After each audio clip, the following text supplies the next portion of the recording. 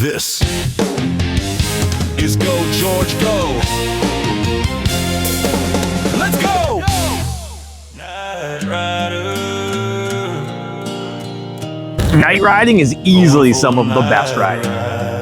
There's just something special about coming out in the night. Things calm down a little bit. There's just like a different serene nature to the world here at nighttime. Especially when you get into the summertime and those hot days and you go out for a nice night ride. Oh, nothing better. But with that said, night riding can also be some of the most dangerous riding that we put ourselves into. I want to just put out a quick video today talking about some safety tips here for night riding. It's mostly going to be focused around the gear that I use to keep myself safe, but I do have a couple of hot tips for you too. And let's start it off right away. Number one, the most important thing for being safe at night is moving lights higher up on your body. And for me, that starts with your back. I like to always ride with a backpack on, and as part of that, I've attached some lights to the backpack to make sure that I'm always seen from a far distance away. I use this really nice rope light. I'll drop a video of it right now so you can see it. But the rope light, to me, is one of the greatest things that I've found to attach to your back. But it's also got a really nice diffused look. So when someone's riding up behind you, they're not just being completely blinded by your LED lights. It's got that nice diffused look. Puppy trying to kill me. One of the things I really like about this rope light is that it's just powered by a little 10,000 milliamp hour. Any old USB power bank will do. Yeah, so definitely for me, number one, easily the most important thing is bringing a light on your back.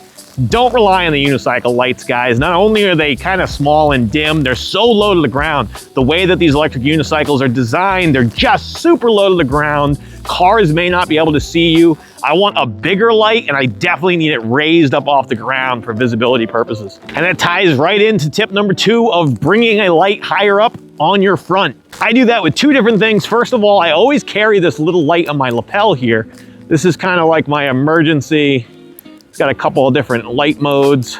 But my lapel light there is basically my emergency light, right? Like if it gets a little bit darker, a little bit quicker than I realized, I've always got the lapel light ready to go. Or if I'm in like a really, really rural dark back road where there's no street lights, and I just feel like maybe a little extra visibility can't hurt, I'll pop it on. If I'm just on the side of the road, stopped without the helmet on, just to have some more visibility at night. But the main way I achieve more light in front here is my headlight. Dango Designs headlight, the battery pack that I made. Now the helmet light that I use is called the Dango Designs Quickfire. And for me, it's gotta be one of the best riding accessories that I've purchased. It's a must-have as far as I'm concerned.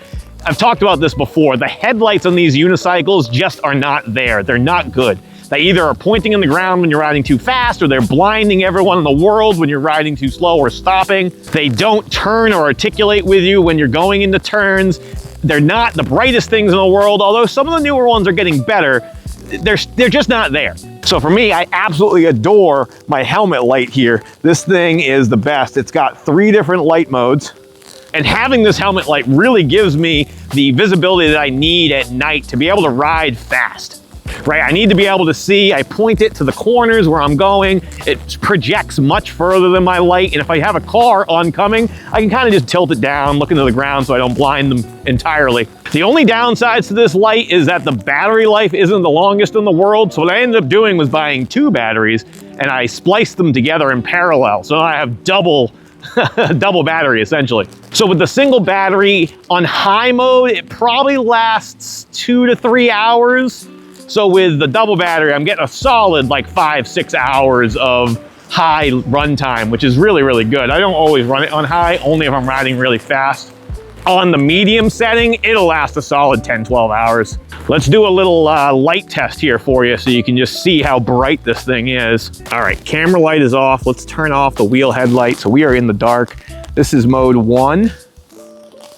Not bad. This is mode 2. Pretty damn good. And that's mode 3, which is fantastic.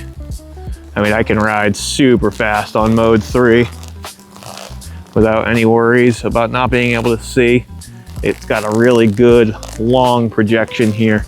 You can see how far down that path I can see with it on mode 3. And just for the sake of comparison, here is the wheel headlight. This isn't moving. It does get brighter. Hold on, let's move so it brightens up. So you see the wheel headlight on the ET Max, it's pretty good, but again, it buries into the ground when I'm going fast. It goes up in the air when I'm going slow or braking. It doesn't, like, look, I'm trying to take this corner. I can't see anything until I get around the corner there. Like, it's not perfect. I really prefer having the helmet light. So those 3 lights I really rely on to keep me safe while riding at night. I really don't feel comfortable riding at night, at least not without the backlight. If I don't have the backlight, I really get uncomfortable riding. The small little lights in the unicycle low to the ground, I just don't feel like drivers can see them. I really need to have something big upper of my back. Other solutions, one of the cool ones I've seen out there that people are using is called the Brake Free. There's another knockoff version called like the MT light or something like that. But essentially it's a light that attaches the back of your helmet, and it actually has motion sensing. So when you brake, it actually lights up, which is really cool. I really like that a lot. They're a little bit pricey. This little rope light that I have, I'll try to see if I can leave you a link in the comments. But the rope light was like 20 bucks. The Brake Free is like 150. You know, and most people already have a USB battery bank. And even if you don't, they're only 15 bucks. So you're talking maybe 35 bucks for this giant rope light with customizable settings compared to 150 bucks for a Brake Free, which definitely isn't gonna have as much battery life as this little 5 watt or 15 watt LED, whatever this is, pulling off a 10,000 milliamp hour battery bank. This is gonna last way longer for sure, but you don't have the functionality of the AutoSense braking, which I do like. What do you guys have out there for solutions for your back? If you've got anything good out there, let me know. All right, and the last piece of equipment that I consider a mandatory piece of my night riding gear is this little tactical flashlight. I really like this specific flashlight that I have, or any flashlight in this same design. First, it's got the hook here. I hook it onto the side of my pocket, so I always have quick access for it. You know, I like to be able to just quickly kind of reach down and grab it and have it. And that's for 2 reasons. One, obviously, if I need it, I need it. But 2, this also kind of serves 2 purposes. Not only is this light that you can use to see things out there and do whatever you want to do, but it's also a nice heavy metal bar. We are night riding. You never know, things go wrong in the night, right? So it's nice to have some kind of a quick draw self-defense weapon. I'm already armored. Now I've got a metal pipe in my hand. I'm a formidable opponent, right? Nobody's gonna be wanting to mess with me here, and if they do, I'm ready to go. But flashlight technology has come a long way in the past couple of years. I mean, this light is really good. I think I got a 2-pack of these for like 25 bucks. Like, it lights up everything that I would need to be able to see. It has a telescoping lens, so it actually gets brighter and brighter as it goes lower. I just use it to kind of signal in the middle of group rides. I can use it to signal at intersections to kind of let cars know that we're coming. It's really useful in a group ride, and it's also just useful at night when you want to see something if I don't have my helmet light on. And the last piece of equipment that I always carry on me, not just for night rides, but always, never leave home without your heated vest. I always pop the heated vest in the backpack. It is the most crucial piece of gear to have on you. There's nothing worse than being stuck 30 miles from home and you've got another hour to ride and you're freezing cold. Like, if you don't have that heated vest on you and you decided not to put it in your bag, oh, you're gonna be kicking yourself in the ass. So trust me, always. I don't care what season it is, I don't care what time it is, I don't care when it is, put the heated vest in the backpack, bring it with you.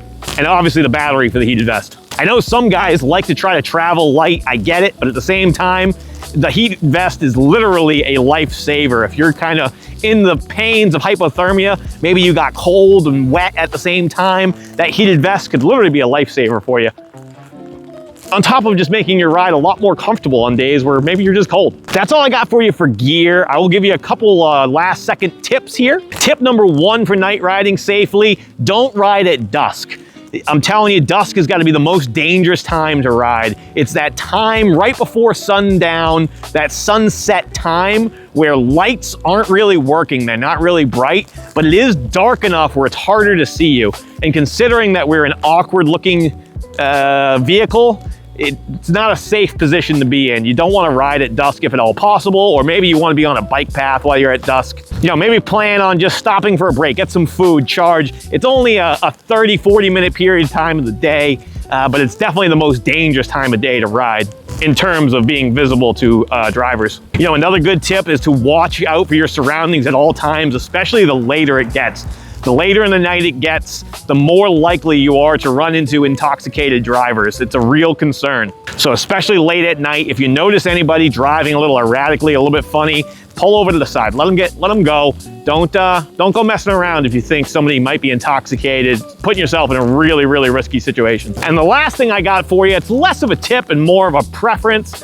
One thing I see a lot of guys using for their night lights are the RGB lights, all those pretty crazy rainbow colors. Me personally, I'm not a huge fan of the RGBs. And it's not anything to do with the colors. When I'm on the road riding, I want to look like a vehicle, right? To me, when a vehicle sees those RGB lights, like, yes, they see something on the road that they shouldn't hit, but they're not necessarily immediately registering it as a vehicle driving. I prefer to stay with red in the back, white in the front. You are a vehicle, you look like a vehicle. Another car is going to register you as a vehicle. The RGBs, not my favorite.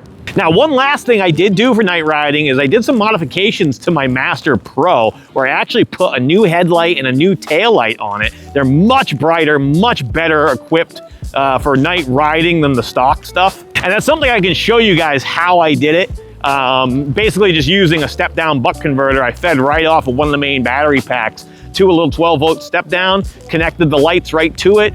It looks great, especially at night when you need that extra brightness and you don't have maybe my helmet light, or if I'm just going for a quick spin. It's never a quick spin on the Master Pro, but it is cool to be able to kind of customize with 12-volt accessories. So I can show you guys kind of how I went through that mod process. And I think that's gonna do it for this episode, guys. I really appreciate you watching. Be sure to like and subscribe to the channel. I'm posting videos every Monday and Friday, so like and subscribe.